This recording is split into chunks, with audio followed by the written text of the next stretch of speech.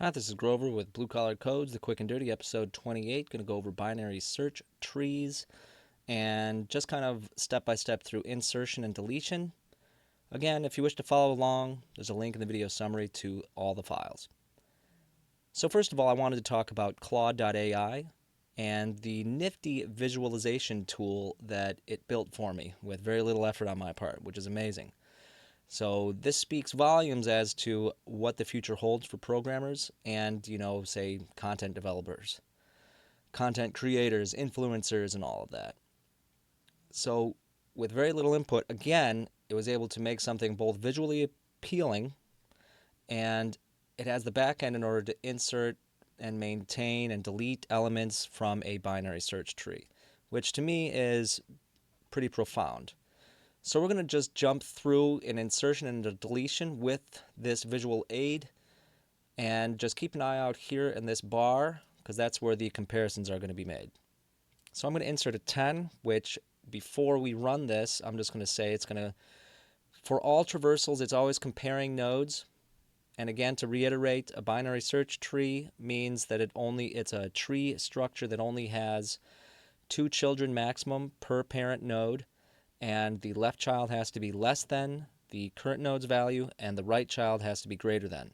So that's just the way it needs to be organized. So here you have 50 as the root, to the left is 30, to the right is 70, so that conforms, and then you have 30, to the left is lower, to the right is higher, and so on and so forth. So that's how the rules that it needs to maintain. So knowing that, it needs to traverse here. It'll compare 50 to 10. Okay, it needs to be lower. 30 to 10, lower. 20 to 10, lower. Find an empty spot because 20 is a leaf node, and then it'll take that spot. So comparing 10 to 50, so it's going left. 10 to 20, going left. Sorry, 30 to 10, and now 20 to 10, and now it just added it. Now there's a little bit of a quirkiness with this visualization tool, but again, zero effort on my part outside of maybe 20 minutes of talking with Claude.ai, so I'll take it. Now let's add in one on the right side, just to get another visual. Let's say 65 and see how that goes. So it's comparing that with 50, it's greater than, so it's going right, less than, going left, greater than, should go right, and end on a leaf node, and then add it there. And there you have that. Now deletion is a bit more tricky. It searches into find a value, and then it has to kind of back update references or values or both in order to make the tree structure maintain its form. So let's delete 70 just because it has a bunch of nodes that would need to be replaced. It compares until it finds 70, and then it's doing some back-end work to replace this node and update references. So we're going to go over to the code implementation here. I'm going to restart this just because you get what it's going to do. It's going to delete that node and replace it with 80. I'll keep this visualization up here so you can kind of understand how this deletion is going to work. So that's the one I want to step through is delete, just because it's a bit more complex. But I will speak through the insert and my implementation of this binary search tree. So this is an abstract base class for the binary search tree. It is my own. It is not fully functional, but it is just to showcase how things can be done. I nested a class node that's going to be used to store the data values and the references to the other values, other nodes. So essentially it's a linked list structure. It's going to initialize or instantiate with self.root variable or attribute, and it's going to be set to none until you do your first insert. When you do insert, it's going to check for root or create a node here and then add it as the self.root attribute. And then I have a nested traversal function here that is basically, it's using recursion to create a node when it finds a leaf that satisfies the requirements of, after it searches through and finds an area that it can reside that's lower than or greater than, maintaining the proper form for the binary search tree. Then it creates a node and returns that, and just note here how you have the assignments being done.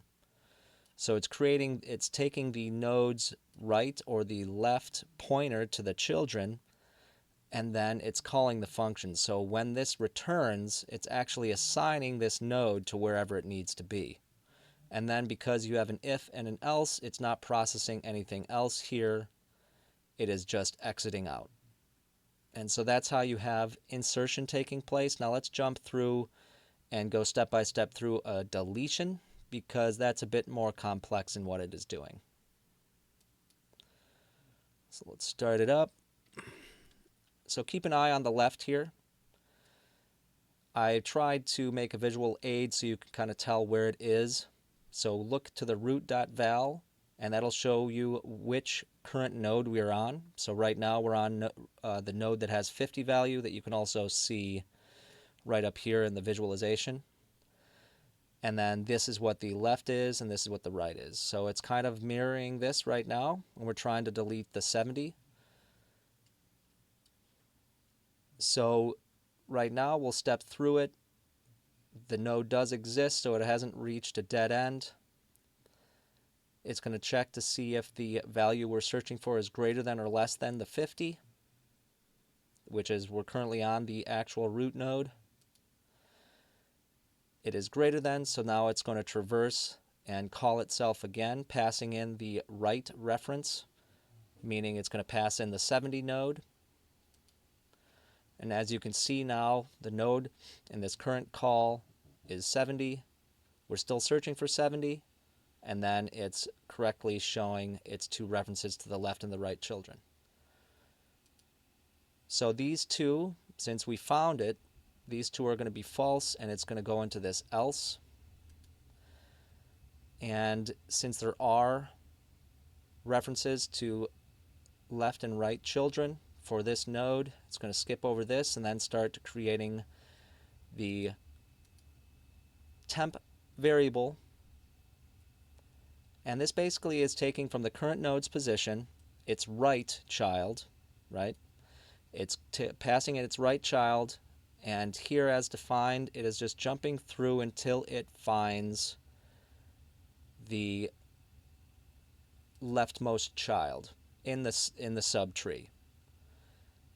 And it's just taking that value and replacing it. So get min node.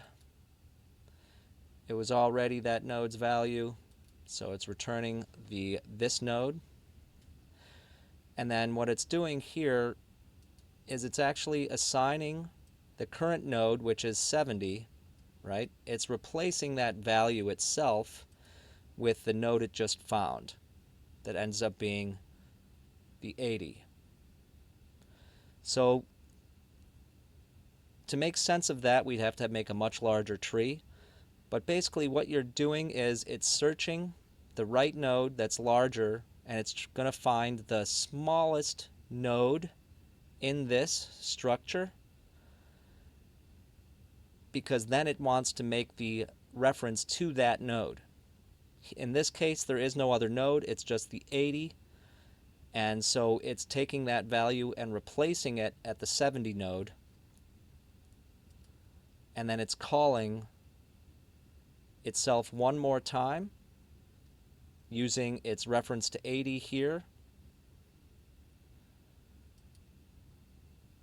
As you can see, we're now at the 80 node, and just make a note here too that it passed in the temp value. So we found the node again because these two are the same, so it's going to skip all the way down and it's going to start going through these elements, except now it is actually a leaf element and there are no references here, so it's going to choose one and start returning it and updating references. So it skips past that. It found that there is no left node, so it's returning the right node, which is also none. And why that's significant is just that it's updating the rightmost reference for this current node, which is 80. And it's going to update the prior node by returning the reference to the next node, which is none in this case.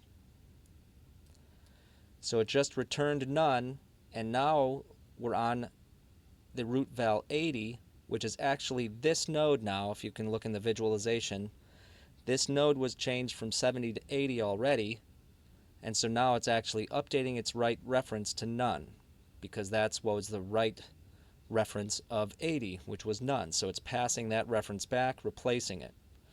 And then after it does that, it's going to return the root, which is the current node, this node. So it's exiting out of that call stack, and it's returning the node at 80, which was now, it was 70 before, we altered it to 80. It's returning this actual node to update the reference here. So now we're on the root node, and it's assigning this reference's right child to that last node that we just returned. And then it's exiting out. So what that effectively did was it searched for the value, and then it updated the value of this based on our minimum search. So it took the right child and it wanted to find the lowest element in this tree, this subtree, if there were a larger tree. Say we had a 75, it would have tried to find that. And it would have replaced the value of this current node to 75 if that existed. In this case, it just replaced it with 80, and then it updated this node's right reference to none, because that's where 80 didn't have a reference. So now it just effectively removed this node from being referenced at all, which means it would have been garbage collected. And then it ensured that the reference to this node remained for the node prior. So hopefully that was informative. Hopefully stepping through that was actually helpful. If you wish to look into it more, then go to the GitHub repository, find a link, and then play with this visualizer yourself. Again, Grover, Blue Collar Codes. We went over binary search tree, insertion, and deletion. Thanks for joining.